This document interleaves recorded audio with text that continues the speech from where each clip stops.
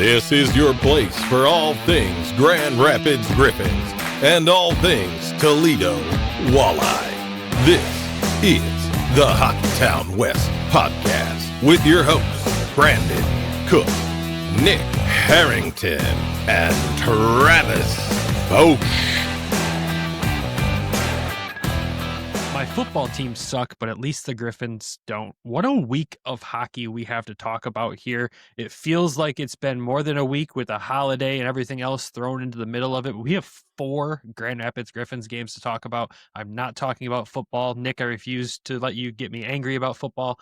We're going to jump right into the show. Welcome back to the Hockeytown West podcast, everybody. Your source for everything Grand Rapids Griffins and Toledo Walleye hockey. Like I said, we have 4 games to talk about, but quick news and updates before we dive into all of these games because there's a ton to go over. This week, Carter Gylander was assigned to Toledo, then brought back to Grand Rapids, and then back to Toledo. Travis, did he play today? Yeah. Gotcha. So clearly the message with him is they want him to play. And that's what we asked him after the post game. Elaine asked him that question, what's the message of this going back and forth? They want him playing games wherever he can. So instead of sitting on the nights Cossa plays, it looks like he'll be in T-Town, and I'm sure he's going to be back up in Grand Rapids when Cossa needs a break, and kind of yo-yoing him back and forth right now. But Travis, I know your thoughts on this initially were you hated this, but knowing that the organization's like, no, we want to see him continue to get playtime. Has your thoughts changed on this? A man of many words tonight, folks. Nope. Man of many words. No, because going up and down, playing with different teams, I just don't think it's a recipe for success. It kind of showed tonight. I thought he looked a little tired, but that's just me. I mean, the team in front of him didn't play very well today, but when you're yo-yoing back and forth between leagues like this as a goaltender, it can't be. And you got to figure he went from Grand Rapids to Cincinnati to Grand Rapids back to Fort Wayne. I mean, it could be worse. It's just so much travel. Like, could have been Kalamazoo to Abbotsford, Vancouver, right? Yeah. I don't want to rant for an hour about this because I don't want to get into it. I'm not a fan of it. I get what they're doing. They want him to play, but I'm not a fan. Is it interesting to you that the organization, like you look at the organization overall, right? They obviously have Sebastian Cossa. You got Michael Postava, who's out with injury still, but he's obviously up there in the ranks of goalies in this organization. And then you've got Trey in college. Like there's all this sudden push to get Gylander playing as much as they possibly can. Any thoughts on that? Like, I think it's interesting. No, the question I want to know is if they didn't have Carter and it was Postava, would Postava be doing this? Like, the world may never know. I know, and I don't want to get on a rant. I don't like it. I wish they would just treat him like an American League backup at this point. I think he's earned the full time up there. That's just my opinion. I get they want him playing games, but there's no reason that he can't play backup at the American League level. And you heard Cossa even say tonight he deserves to be here full time. Like when your partner's saying that, that should be telling. But I get they want him to play. I don't like it. I knew Travis wouldn't like it. So anyways, on to the other piece of news. Eric Gustafson was called up to Detroit, sent back to Grand Rapids on Friday. Didn't play Friday, but played in Sunday's game. So nice to have Gus back here. I thought he would have to clear waivers, but I think it was an emergency recall when they called him up initially. I had to double check that myself on that one, but that makes sense to why that move was able to happen like that. And it's always nice to have Gus back in the lineup in Grand Rapids, honestly. And it's nice to see him get in the lineup in Detroit too, showing that obviously he could still play up there. When you look at Detroit's defense, you kind of wonder why isn't Gus playing over certain players, but that's a discussion that would turn into a major rant. Outside of that, no other crazy lineup adjustments made for the Griffins here. We've asked for injury updates on all the guys that are injured. You got Michael Postava, Carter Mazer, Shai Bouillon, Amadeus Lombardi, all those guys out with injury right now, but no updates given. We asked in Friday's post game, and there's no new updates. It was mentioned on the broadcast tonight that Amadeus Lombardi is week to week. Mazer out for a while. No update given on Postava and Bouillon, right, Nick? Yeah, no update on those two. It's really odd that there's no update at all on Bouillon. Like, even when we ask in post game, like, any updates on the injury, it's Mazer and then ammo right away, and then it's just moving on. So it's very odd with what's going on with Bouillon, I feel. I don't know. It just, and what we had seen earlier was he was supposed to be coming back on the 29th, which today's the 30th. He didn't skate today. Wasn't in the lineup. They're not even mentioning him as a scratch. scratch, but maybe it's Because he's because still technically still with assigned to Detroit, I believe. That's Yeah. that's right. So they That's don't have literally to what I mention him said. as a scratch, but he's obviously like he's in GR. I don't think there's any secret around that. You know, we saw his gear hanging in his stall about a week and a half ago now, and it's still there. That's about the best update I can give you guys. And that's an update I feel comfortable saying because it's been in the background of other videos posted in the locker room and fun stuff like that. So outside of that, no other injury updates. We'd love to bring you guys more, but it's the American League and injuries they just don't get talked about, and we'll never know until you guys do, unless we get to practice here soon with our schedules. That's been a kind of a hard feat to accomplish over these past couple of weeks, so hopefully we can get to a practice here soon and see if any of these guys are skating. I think just to see them on the ice would be a good sign. Be able to hit Tuesday. I have to look at the schedule. That'd be nice. So That would be nice. But either way, that's all the news and everything around Grand Rapids right now. Let's dive into the games here. We have the first one to talk about, and this was a doozy down in Texas. As I said to the boys, a Texas-sized ass whooping by the Grand Rapids Griffins. This was the most fun I've had covering a game, which you think with us, like posting clips and doing all this stuff, that's just pure chaos. But it was just like, oh, here they go again. Here's another one. Here's another one. It felt like the puck was just going to go in every time it was on a Griffins player's stick. This was... how would you guys describe this game other than the way I just described it? it was literally like every shot was going in. It was like a freaking beach ball. The goalie just could not save. I thought they were putting out Poirier, who's typically pretty good against GR. Gives up, I think it was 3 goals, and then he gets pulled, and they put Cossa in, and he looked like he was just didn't know where the goal was. Like, he looked so lost. Multiple times the puck would go behind the net. He didn't know where the goal was. He's scrambling to get back. He just looked like he was swimming. And I kind of felt bad. I was like, are they just gonna put the other goalie in? Are they gonna switch out? Like, give this guy a break? Because he let in 7. And I'm just like, at what point is enough enough? Like, we were sending the memes in the group chat all night of like down by 3, or like the Chris Paul meme, and then and such. It's just like they're dead. Stop. Like, but it was a fun game. I mean, it seemed like everybody got a point. I was happy with us because we took in Ignite the Nest, we took the team. So 10 points for us, but then everybody else got a ton of points too that night. So I'm seeing Shiner with a hat trick, and then Trail Marks with a hat trick as well. Yeah, 2 guys getting a hattie in this game, and as Trail Max told us in post-game Friday night, it felt like all the guys could have gotten a hat trick in that game, which is a pretty confident statement to make. But I mean, yeah, those guys, obviously the 2 standouts there in the game, getting those hatties. Cossa stopped 19 of 20 in this game. You had a great game from Tuomisto, another good game from brandsegg-nygard. Dude, the whole team was great. Even had Andre Becker in there with 2 assists in this game. It was just the points for everybody. Like, it's the Oprah meme. You get a point, everybody gets a point, right? And I didn't know, that this team could do that. Like, obviously this team is on a roll, but I would never think that they'd walk into Texas on the road after just playing 2 really hard-fought games against Charlotte this past weekend and walk in there and drop 10. I can't think of the last time I've seen that many goals from any team that we've sat down and watched. Like, I was in disbelief. I've seen remind me when I was in Flint a couple of years ago, there was like a 9-8 game. I can't remember who they played, but it was just like back and forth. There was just no goaltending. I've just never seen something like this lopsided, especially against Texas. It was just like, it was a revenge game, it seemed like. It was like when Dan Campbell when the Lions played Dallas last year, and it was just like, we're just going to run it up on you, and you guys are going to take it. Here's your butt kicking. And that's kind of what it felt like in this game, is Dan was just like, here's the revenge from the playoffs last year. Like, here we go. It was just absolutely crazy, just continually running it up. I thought they were pacing for 12, and I was like, can we get to 8? Okay, can we get to 10?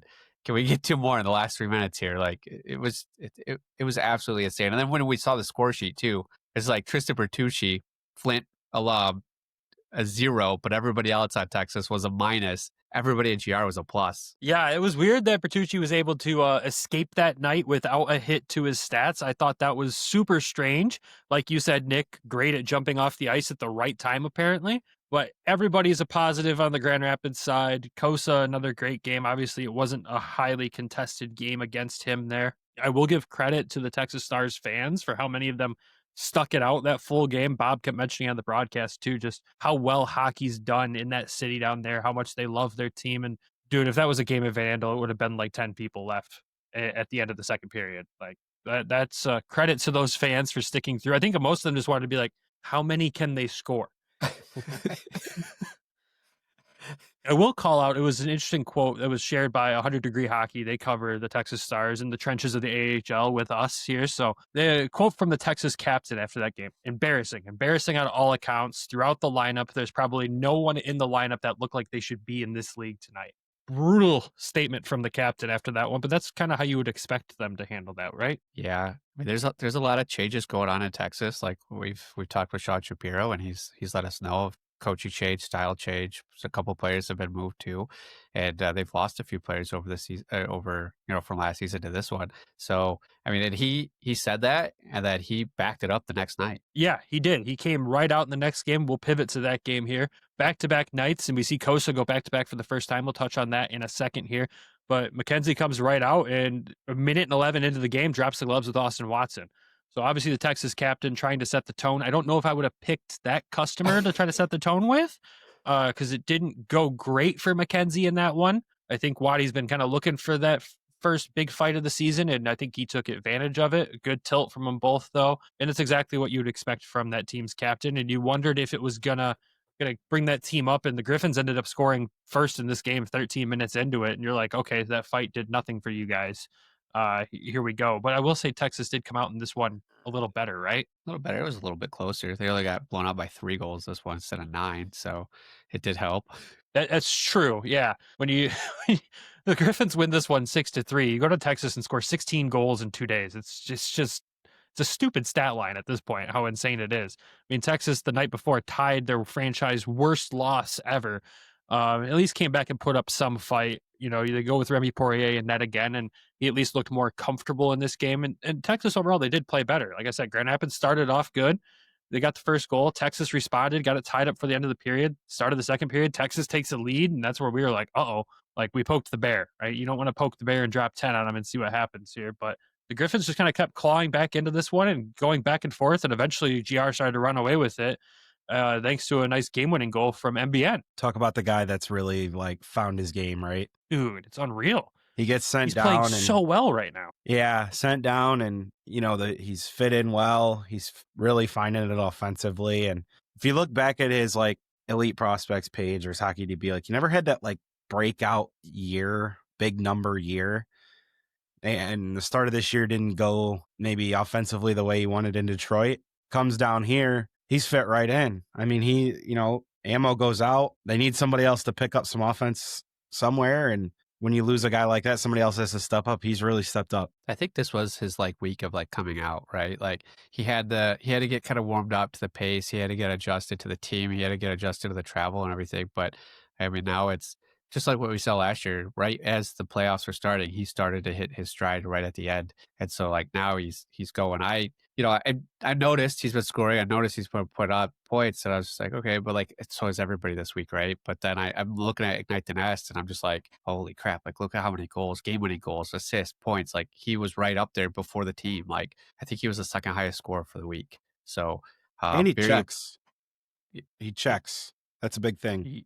He does. He checks a lot, and guys try to check him and just bounce off of him sometimes too, and it's quite comical. The only other thoughts, I could have behind this game is Sebastian Cossa, obviously, going back-to-back nights for the first time this season, has obviously a pretty easy night the night before, stopping 24-27 in the second game here. Had to make some big saves in this one with Texas really trying to find their game again in this, and played really well. I love the aspect that he went back-to-back. Like, this is not something that we've seen with Coach, is to play Coast back-to-back very often. I think we've seen it in the playoffs, and I think that's probably it. So, he had a little bit of time off with the injury, and they went right back to him. And the injury must not have been super crazy or anything big or concerning, because they've just continually rode him throughout this 2 weeks now that he's been back, and he's been putting up huge numbers. I think the only thing he's not doing is getting goals or assists. So he needs a little bit of work there, because Carter's still topping him there. But besides that, the saves, he's top in the league right now. Before today, he was top, and he just added on to that with the shutout we'll get to. But it's just crazy. Like, this is even when I was watching him tonight, like even him just moving back to like post to post, he's just so calm. He's more calm than I've ever seen him before. He's tracking the puck. He's not freaking out. He's not stressing.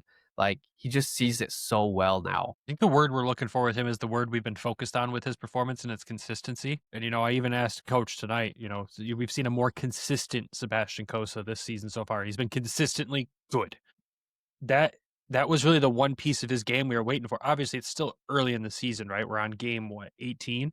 But at the same time, to see him play at this level consistently already this season, along with battling an injury at some point and coming back and still looking just as consistent, it tells me he's making all the right steps that we kind of expected him to make this season. This guy's dialed in. That's like, I wish I could say more about it of like explicit content, but this guy is just dialed in, like more than I've ever seen him. Maybe like playoff time last year. Like he's literally taking it to another level. If Detroit could figure out their defense, I'd be like, hey, give them a chance. Give them a look. I'd give him a look. You brought up the point. I know Travis is like, I'd give him a look, but you got to look at this Griffins team in front of him, right? It's different than Detroit. It's very, very different. I don't feel comfortable in that decision to send him up there to whatever is happening in Detroit right now. Like we'll touch on it a little later, but at the same time, like this, I understand he could go do it, but my biggest fear is that he goes and we get a original Wallstead example here, where he just goes and gets shelled by a team with the team in front of him just not doing their job and comes back not the same human being again for 3 months. Do we play New York Islanders again this season or not? Because like that would be the one game that I would be like, yeah, let's not put him in that one. But I mean, I want to see him get games, but I'm so nervous about the team above. It's just from what I've heard, it's just a disaster in the locker room. Like kids are playing scared. It's just not a great fit with the guys that are in there. So, because I think he can do it. I know I like seeing his performance this year, putting the numbers, being as consistent as he has. He could go up there. He could be a starter. Like I see it. Like I know you guys have seen it for a little bit longer because Trav, you've been seeing him in Toledo. You know the potential, but like I'm always nervous with goalies, but you see it here. Like it's this consistent. He needs maybe like last year, the goal was to get him like 5 to 8 games. Maybe this is the year you get him 5 to 8 games, and you kind of pick those spots in the schedule to put him up there. It's got to happen. Like it has to at some point. Like it does. If Gibson's going to keep trotting you out an 870 save percentage, you're going to tell me Cossa can't put anything better up there? And as long as he puts at least a 900, we're good. I mean, if he's giving you a 900, he's the best goalie on the team. Yeah, it's very true. Like, at what point? You've rewarded great play all year. I get maybe it's not the answer long-term this season, but if it can go in and give him a boost, like, I want to see what he can do up there. That's just my opinion. I think it's time. He's played so well. If you strategically start him in sheltered games, I'm not saying he's got to go up there and be the starter, but if you start him in specific games where you think it's a little bit maybe safer, kind of dip his feet in it. Don't throw him to the wolves like in Colorado or, in Boston where we've struggled in the past. Like some of these games, or if you look at the track record of the team and where they've played, now they've played against them, or in Philly as another example. Like, give him some strategic starts, give him some starts at home, let him get his feet wet. But, like, they have to know what they have with him by the end of this year at the NHL level. Like, 100% they do. And the only way they're going to do it is if they got to get him into games. And if Gibson continues to struggle like this, I don't see how they can keep trotting him out there. I think this goes back to the original point that I was maybe trying to get out of you in the beginning of the show, where the Gylander playing so much right now is... It seems like the answer is there in front of us that this is going to happen. It's just a matter of when, and they need to have a guy ready to go because we can all kind of assume that Postava's injuries, it's long term, right? We might not see him back until January, February, March even. Who knows? Like obviously we don't know the exact injury, but you can kind of assume what you saw when he got injured. They've got to have someone that can be ready to go. Obviously Carter's proved it so far, but I think they might just be keeping him hot and ready to go for that moment. Maybe is it the right way to do it? Probably not, but you also can't just have him sit up here and not play behind Cossa if there's an opportunity for him to go play a game that night. But it seems like the organization's putting the pieces out there in front of us that's telling us, yeah, Kossa's going to get that call and he's going to spend some time in Detroit and Carter's going to probably have to hold it down in Grand Rapids, and it's going to be an you know what moment where he's like, oh, I'm suddenly the guy in GR until Postava's back. Holy crap. Like that's we got to put him through the paces first. I think that's what they're doing. It's tough to read into, but it's gonna happen. Does it And with happen numbers before like that, like you Christmas? said, Trav, they have to reward it. They have to do it. You have to give him the shot. And if he comes in there and like I said, anything above a 900, we're thrilled. We're ecstatic. Is he going to make mistakes? Yeah, he's going to make mistakes. Is he going to have a bad game? Probably. Look at that team. That team's going to create bad games for a goaltender left and right. But at the same time, if he can at least make a couple big saves to give the Wings a chance, he's doing better than what they have right now. At minimum, at the deadline. Like, if he's not up by the deadline, like, they have to figure that if they're not in a playoff race at the deadline, he should be there for the rest of the season. I would agree with that. Like, to trial run this and see what you got going into next year. But do you think he's up by Christmas? I'd be shocked. I don't think I would be. I think it's right after Christmas. I bet you it's in January, early, like first game in January type move. Yeah, maybe like Christmas break, January, I would say right around there.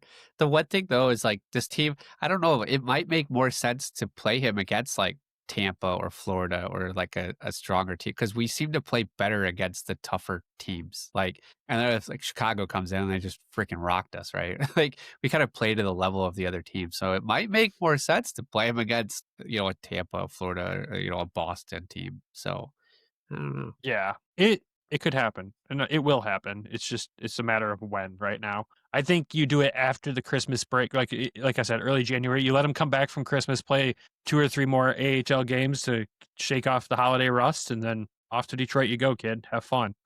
And good luck if Travis Hamonick's on the ice. So, anyways, back to the second Texas game. Just a couple of last notes. Sheldon Dries, another great game from him with the 3-point night there. William Lagesson, 3 assists in this game as well.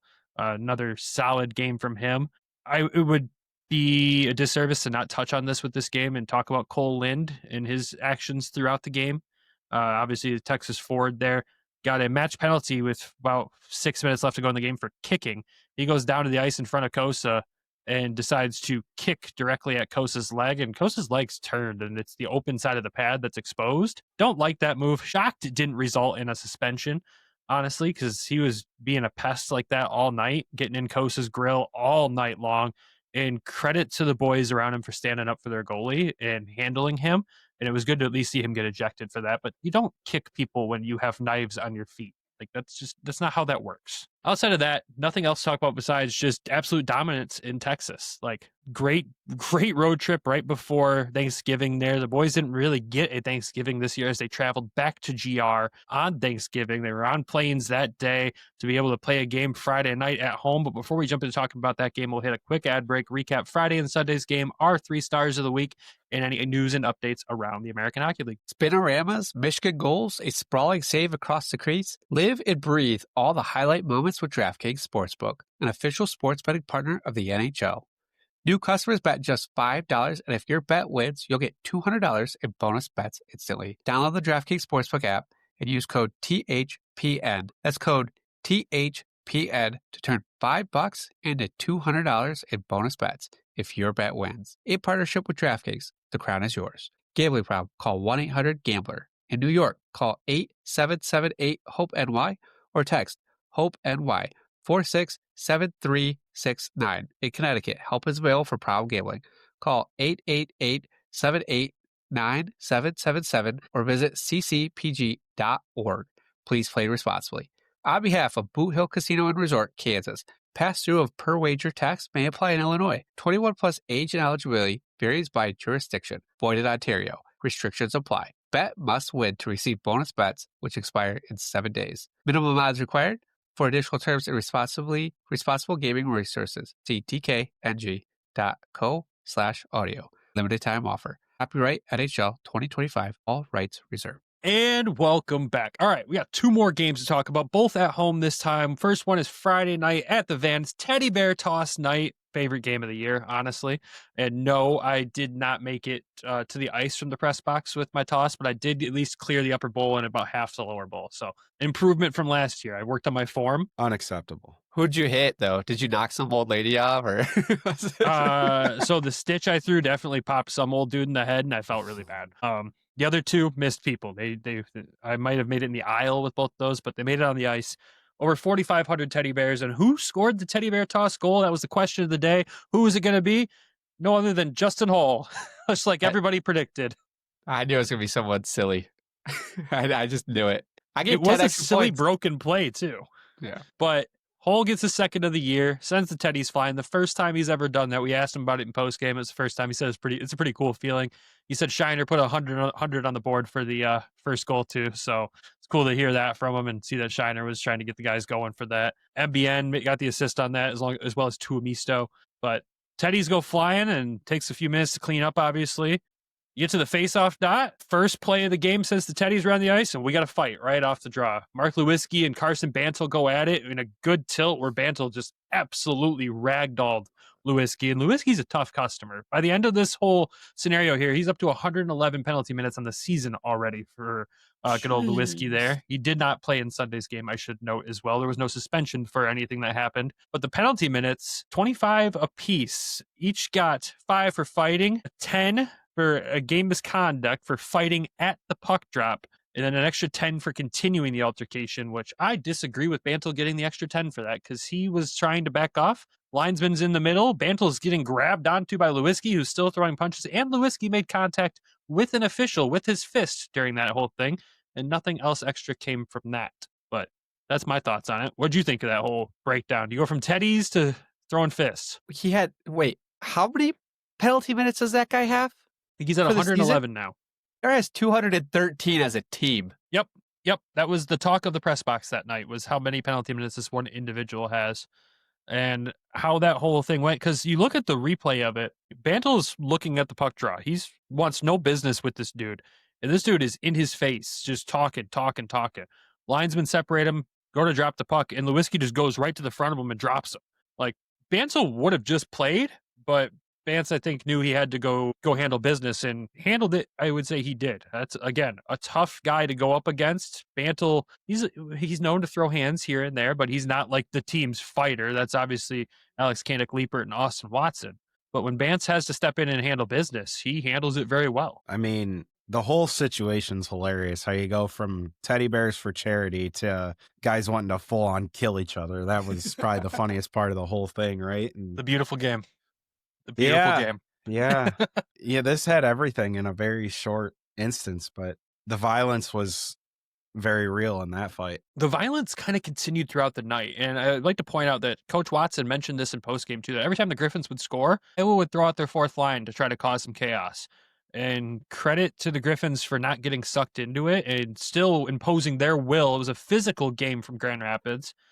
And they still end up coming out with a win, and it was a tight game, obviously a 3-2 win, but to not fall into the cracks of what they were trying to do was good. I do not like the amount of penalties Grand Rapids took in the third period. It was about 6 straight minor penalties, but I also don't like about 60 to 65% of the calls that happened out of those 6. They were questionable with all the other stuff that was happening on the ice, and I think the team and Coach Watson all kind of felt the same way I feel on this. They were not happy with how that it was officiated. And the thing that I noticed the most in all that was, like, if a guy's stick falls on the ice, like it breaks or whatever, you can't shove it out of the way as a player or shove it into play and try to disrupt play.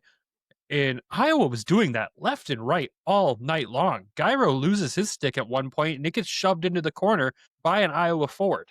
Like, you can't do that. That's not how that works. There's rules against that, and there was no calls for it. And I think we totaled, looking back at replays of it, it was about 6 separate times in just the third period that Iowa did that. Sticks were breaking left and right in this game. You wonder why. But it was a very one-sided officiating in this game. So I'll give Grand Rapids a lot of credit for coming out of this with a win. Yeah, I was going to say, I mean, we're looking at it. You're like, oh, they didn't really fall into the trap of like getting under their skin. And I'm like, well, we got 6 penalties here, Brandon. Like, and they were all kind of back to back to back. And luckily for us, like, our penalty kill has been fantastic, especially with our number 1 penalty killer, our goalies. Like, it's just been so good. So they were able to stop them and keep the game still pretty tight, pretty close. But yeah, I mean, I don't think I wasn't able to watch this game a whole lot. So I was just like, 6 penalties. I think I caught it at the near the end of the second period. I'm like, 6 penalties in a row. Like, what are we doing here? So yeah, it's good on them to be able to kill the penalties, because if they would have got 1 or 2, like, power play goals, I think the game would have swapped. Yeah, the penalty kill goes 5 for 6 in this game with the kill, which is great, including a massive, massive 5-on-3 kill in the third period where Gylander stood on his head repeatedly in that, making some incredible saves. And again, Iowa all over him in this game, getting right up on him after the draw, taking the extra poke here and there at the goalie, which then resulted in what we saw at the end of the game. Gylander makes a save. Horn blows, fans cheer. Someone from Iowa took a swipe at Gylander, which just sent Austin Watson right after him. And we would have had probably a full on-ice scrum like the Rangers Red Wings if the guys had come off the bench by that point, which was my first thought. I'm like, please don't, because that results in other suspensions. And me knowing right there that Austin Watson was probably going to get suspended since it was an end-of-game altercation is... I love it. And from what you heard on the broadcast, Nick, Coach Watson apparently approved as well. Yeah, he said he's like, it was Watson's turn to sit this game, so it didn't really affect it. So I was like, well, yeah, like, of course, like if anybody's going to do it, hopefully it's a veteran, right? And then two, he's like, if anybody skates in their crease and knocks one of our goalies, like that's what we want. We want people standing up for our goalies. So he goes, I have no problem with it whatsoever. He stated that first, and then that Waddy was going to sit this game anyways. But like you want to see that. I love the times like when you see it in Tampa, right? Somebody hit Vasilevsky, and it's just a full on brawl. Like everybody's just punching everybody, grabbing somebody, and everybody's going after it. So you got to protect your goalies, and especially with how light we are in that position right now. So overall in the organization. So yeah, you saw it in the Texas games. Anytime Cossa was bothered, there was guys all over him. I could think of one where he was tapped, and all of a sudden there was 5 Griffins surrounding that one Texas player. And then you had the same thing in this game in Iowa. It's just guys standing up for each other, standing up for their goalie, and it's just good team play that you love to see. And again, seeing them walk away with a win is great. Hull had the first goal. Trail Max had the second goal. The game had absolute rip of a one-timer assisted by Tuomisto and MBN. It was a 2-assist game again for Tuomisto here. Then John Leonard had the game-winning goal in this one, his 14th of the season from Dries and Truscott. Another nice play from Truscott to set up a goal. We don't see him jump into the lineup too much with going back and forth with Toledo and Grand Rapids. And when he stepped in, he's been noticeable. And I think that Toledo stint served him very well. He seems extra confident. And I could think of in the Texas games, blocking shots at a 9-0 game, like laying the body on the line for that. Guys love that. And he was doing it again in this Iowa game here, just laying the body on the line and shots that there's no way in hell I'd be getting in front of. But look at this kid out here just showing up for his team, and got to respect that from a young guy like that. No other thoughts to add to this game specifically besides just another great performance from Carter Gylander, stopping 28 of 30. I mean, this kid continues to show up very well in Grand Rapids. Very impressed with him. Griffins power play, they only had one opportunity, and they obviously converted on it. And the only other note to that is Pat Verbeek's kid was one of the refs in this game, Hayden Verbeek. That's a interesting one to point out there that Elaine pointed out to me. Did not know that he was officiating, but there we go. Moving on to Sunday's game as Nick ponders that thought to everyone who could see him on YouTube there. It's fun to watch Nick's thoughts go in real time. You go into Sunday's game, a really cool game because you had some legends in the house. You had Travis Richards, Jeff Hogan, and Michelle Picard in the building. The only 3 Griffins to have their jerseys retired by the Griffins. Really cool to see them. We got the opportunity to catch up with them before the game for the little media availability. We'll post those throughout the week here, so keep an eye out for those. Such nice guys. Hopefully we can get them on the show for some full interviews down the road at some point. But it's kind of cool especially for me, being a fan of this team since their inception, seeing some living legends of the Griffins in the building together tonight. That was really cool. Tight game. Very tight game. Coach Watson described this game as sleepy, snoozy. It was if you're a fan of exciting hockey, this wasn't one for you. Sunday sleepies. We didn't really know what to expect after you expected maybe some carryover from Friday, right? Little altercation at the end of the game, some carryover. Didn't see much of that. But I will say that Bradley Merrick attempted to get things started for the Iowa Wild, going at it with Nolan Moyle, of all people, another former Toledo Walleye player, whatever you want to call him at this point, dropping the gloves this weekend for the Griffins. Not the best tilt from Moyle, but hey, stepping up in the situation, Trav. You got to be proud of him, right? Hey, they want to stay up here. They're going to have to do what's necessary to stay, right? Like, sometimes you got to defend yourself and do that. And he jumped in, and like you said, maybe something he's not that used to doing, but I'm sure, he's got a couple guys he can ask for pointers for the second one. Yeah, a few guys in that roster he can ask for help. And again, credit to him, though. He was getting manhandled in the corner. The refs doing nothing about it. So, hey, handle business and move on. Only one goal in this entire game because Sebastian Cossa gets himself a 26-save shutout, his second of the season. John Leonard gets his league-leading 15th goal of the season. And the credit on this play goes to Erik Gustafsson. Great play along the wall to send the puck into the front of the net where Leonard just has to tap it behind Cal Peterson. And that's all we needed in this game. John Leonard gets the winner, and Griffins go home 16-1-0-1 on the season. Holy crap, boys. What a record. Crazy stuff, man. It's really crazy. Yeah, I cannot believe that we are still like without I don't know. I feel like the loss that we had was not really A good loss. Yeah, It was a good loss. The Charlotte loss, yeah, but then the Chicago one, I was just like, whatever. Chicago was still a good loss because we went through so much adversity in that game to still come out with a point in that one. I'm not going to count it as a loss, though. I feel like that's a win for us, like because of the circumstances that we were in on that game, like playing down a guy, having to go back up with Carter, who just came over. So like, I don't really even count that as a loss. Like the Charlotte one, yeah, I count that. Like it was a good team. We played well. So it's just crazy. Like we're 2 months into the season and we only have 2 losses for the season. Like how long is this going to go for? Like I'm just waiting. Like it's not going to fall apart. Like the team we've dealt with injuries. Mazur's out for a while. Ammo's week to week right now. Shai still hasn't been back. And we continue to roll. Like it's so, and like the stats are all there to back everything up. Like we're getting depth scoring. We're getting our veterans are scoring 50% of the goals. Our bottom guys, are stepping in. Our defense is chipping in. Like this is the style you and I, Brandon, have been begging for us to watch for the last 3 years, and like now it's all here put together. Even the goalies, you put Carter in. I told you guys top 10 right now in the league for his stats. Like everything is just rolling. So you just can't see this team like really going through a tough like a losing streak or a slump, right?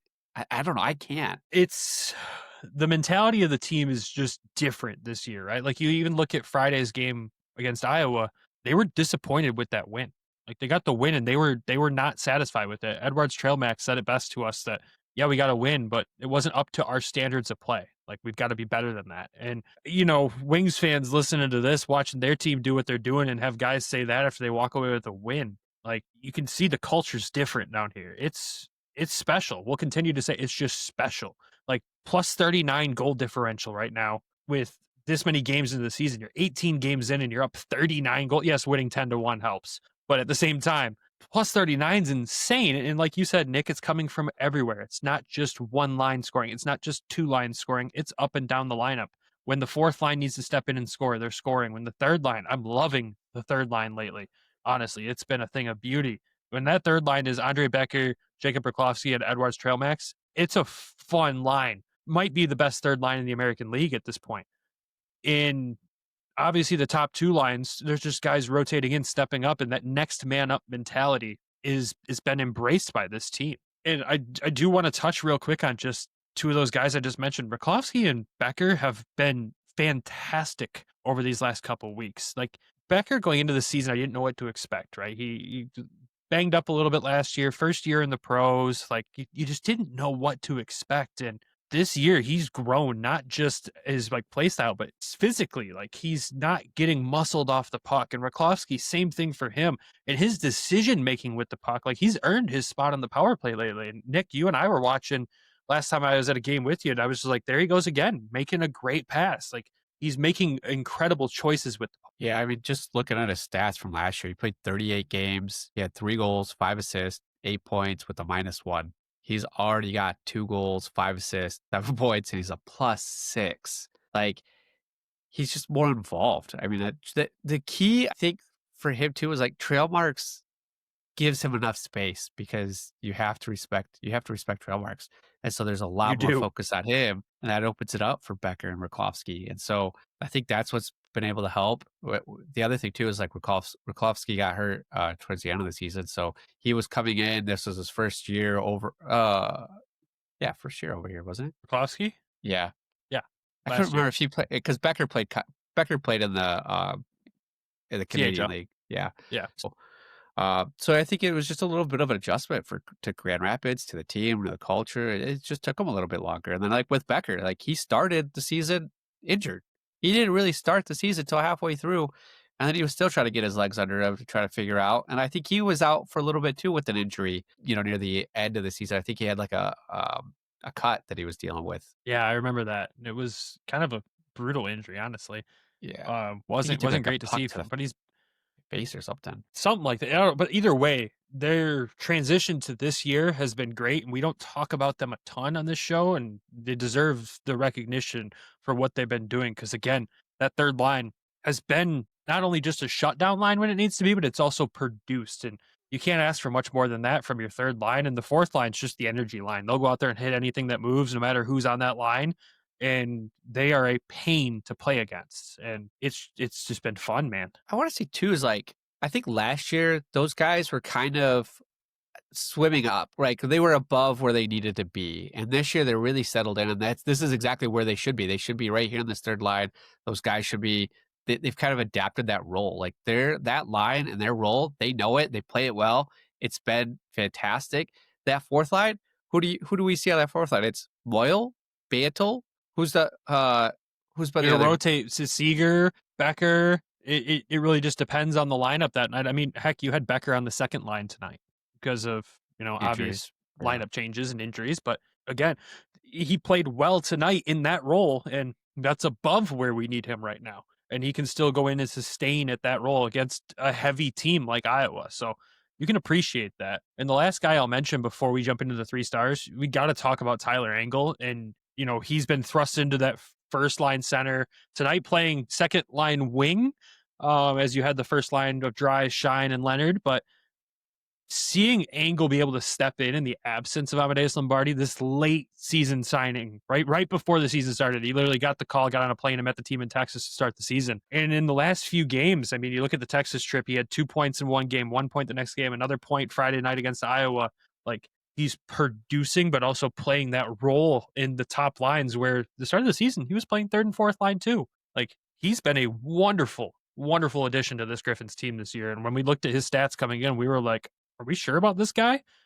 He's made us eat our words pretty quick, I would say. Kind of like Austin Watson last year when they signed him to the PTO, and he came in and we didn't really know what to expect I didn't know what to expect with Austin Watson, and he brings the physicality, but he was scoring too. Like, him and Nate were producing points, and it was fun to watch. And now you see Angle coming in like late season, right before the season starts, signing that he's producing the points, he's comfortable. It's like Dan had a type of player in mind for a lot of these signings, and they went out and got it. Like trail marks, you got Postava, you have Angle, like these guys, and they just fit right into the culture, and they fit right into the lineup, and they're not sinking or they're holding their own where they're at. And they, especially with Angle, he's like a Swiss Army knife.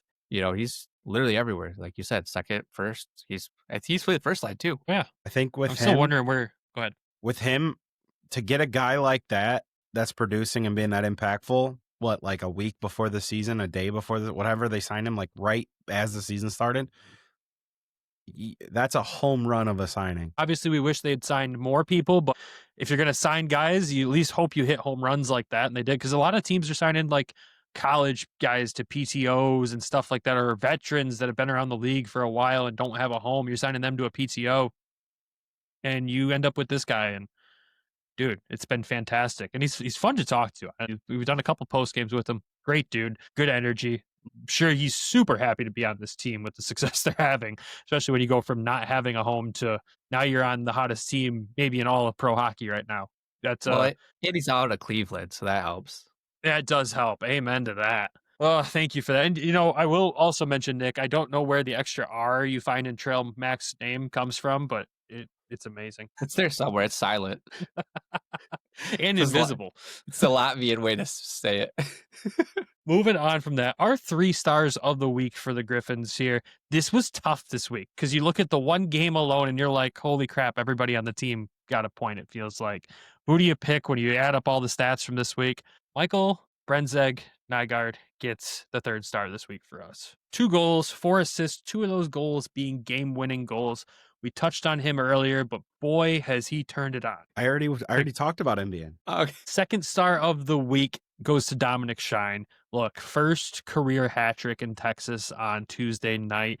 5 goals through this stretch, 3 assists, 8 points total. What a week from the captain. Point out something that Elaine had told me. We were talking off air, off air.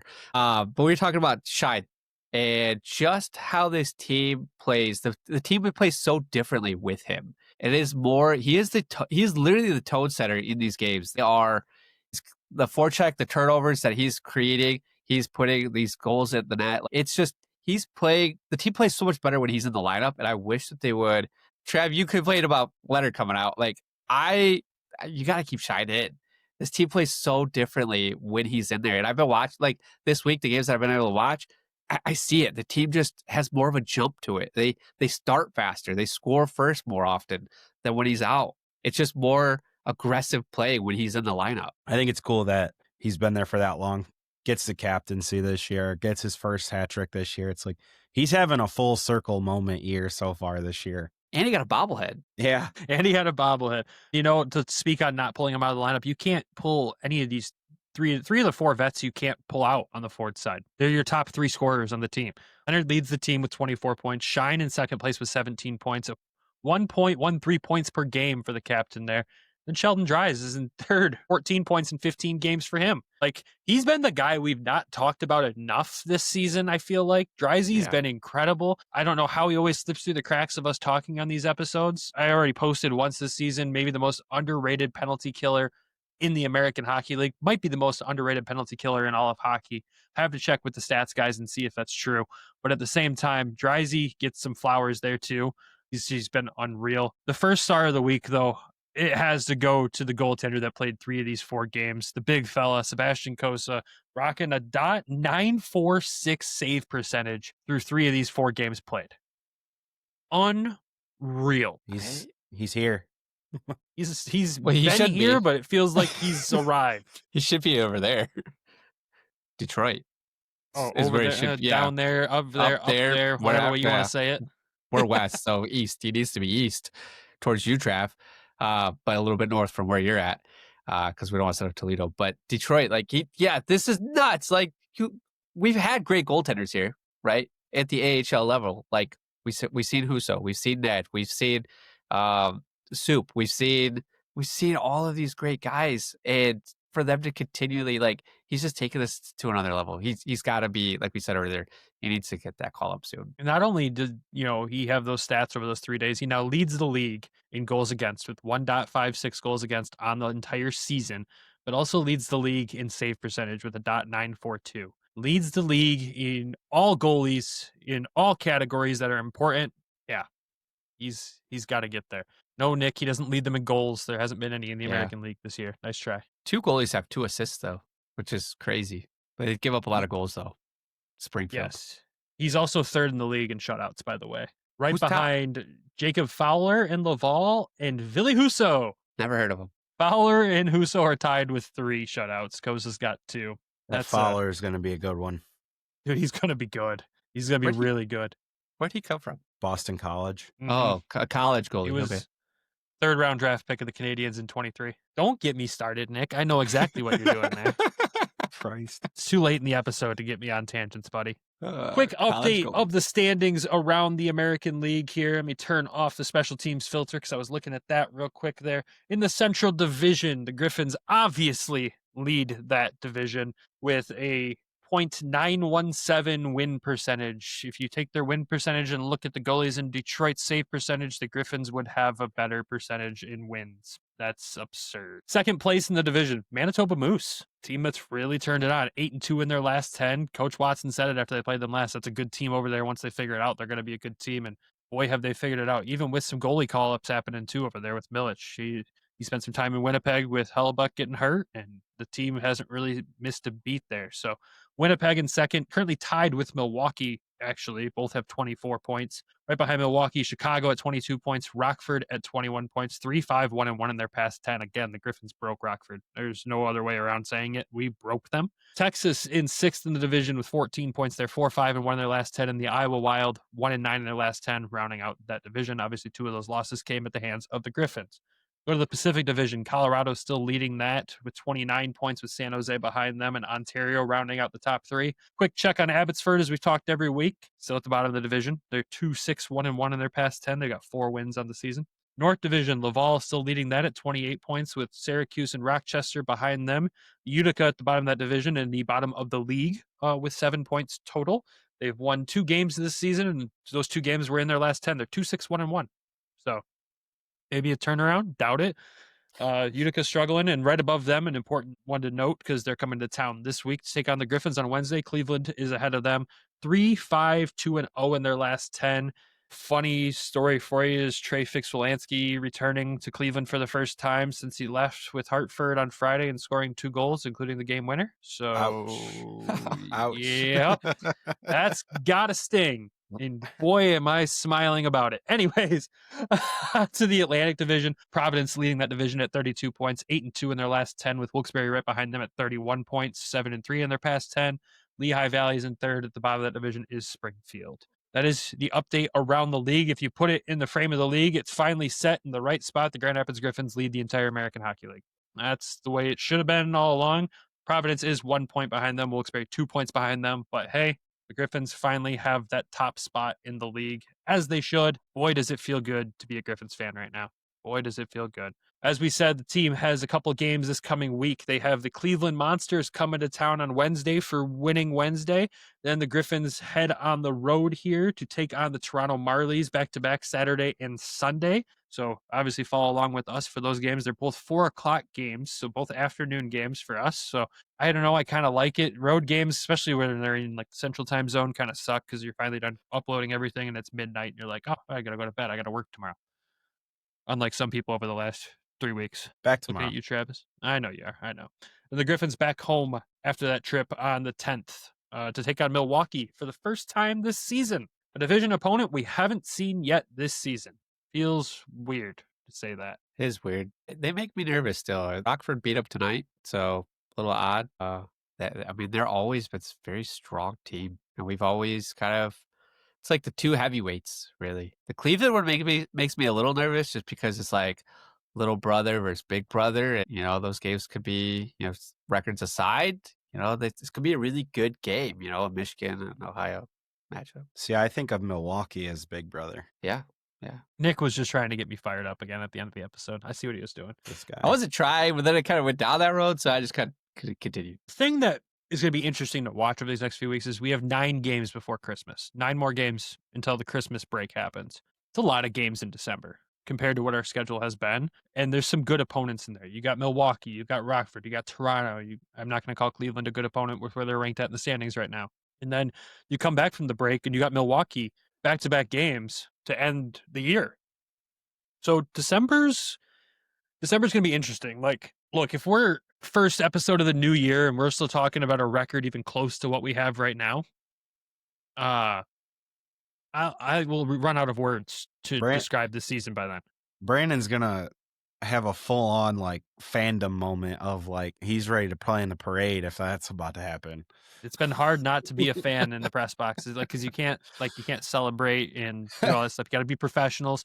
Dude, watching this team play the way it is, it's hard. It's really hard. I'm excited that I get to attend a game this week as a fan. Nick will have all the coverage on Wednesday night, and that'll be interesting in itself for Nick to take over the coverage. But I'm excited to see a game as a fan.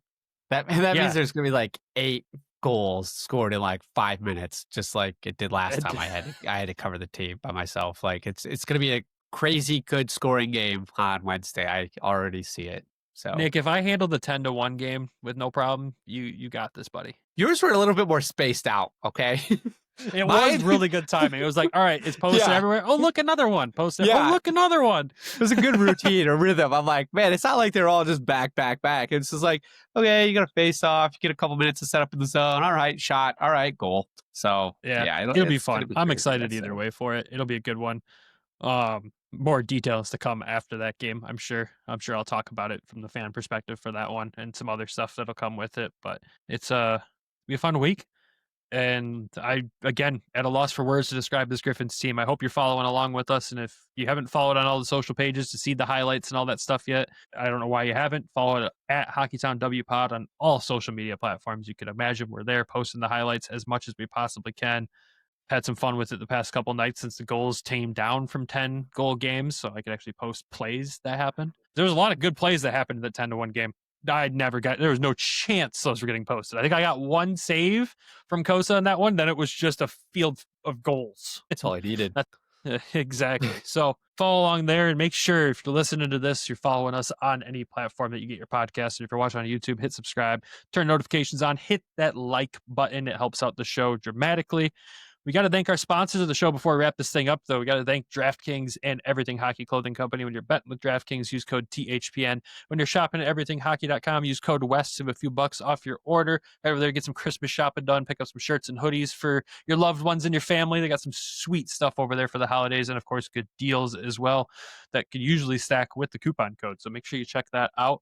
And before we wrap up, we got to thank our Patreon subscribers. If you want to join these lovely folks, head over to patreon.com/HockeytownWest podcast to check out all the tiers and what we offer over there. Unedited episodes, extra episodes, sometimes some locker room funnies if I can get them in the clip in time, all sorts of stuff. And we have a new patron this week, right, Nick? Yeah, we do. But I'm going to start at the bottom for this week. I'm going to change up the order. So we're going to go Michael Asante, Aleph Foch, Lori Foch, Derek Sleazer, Randy Zick, Griffin, not from GR, Elaine Grace, John from Florida, Claire Boughton, Tyler Eagles, Bryson DeChambeau is elite, Joe Schroeder, Peter Grell, Darren Swartz, and it says, Zach, go Buckeyes. That's all. He's our newest subscriber. It does not. Dead serious. Yeah. Zach. Okay, I see why Nick reversed it. I'm like, the one time I tee up Nick to say something, he does it. Oh, I think man, he's a Zach, Toledo native. So thanks, Zach, for joining. And special shout out to you for our new subscriber of the week. Thanks, Zach. Thanks. God dang it. Anyways, that's all we've got. Everybody, thank you for tuning in. Have a fantastic week. And as always, go Griffins, go Walleye, go Blue. Love you. Bye. Thank you for tuning in to the Hockeytown West podcast. Be sure to check us out on Twitter at HockeytownWPod and your hosts, Nick at GR Hockey Guy, Brandon at BrandonGR Hockey, and Travis at Trav in T-Town.